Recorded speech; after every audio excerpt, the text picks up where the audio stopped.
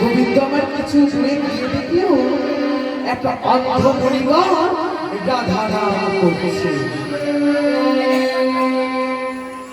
গোবিন্দ আমার কাছে গিয়ে বলছে, মুনিবার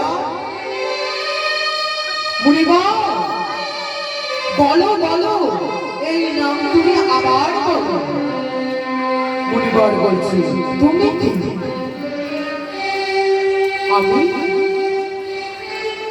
আমি রাধাপদে অপরাধী কৃষ্ণ।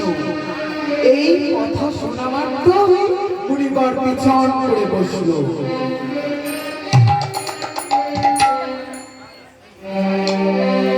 গোবিন্দ আমার বলছে, আমি যেই না বললাম রাধাপদে অপরাধী কৃষ্ণ, অমনি মুনিবার আমার দিকে পিছন করে বসল। আমি বললাম, মুনিবার তুমি তো চোখে দেখতে পাও না। মুনিবার বলছে, কৃষ্ণ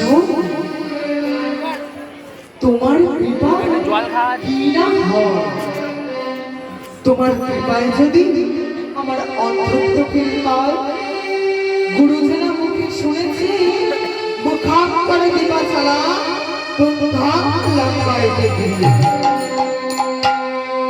তোমার কৃপায় পঙ্গু গিরি পার হতে পারে, আবার প্রবাহ কথা ভাবতে পারে, আবার অন্ধ নয়ন ধরে।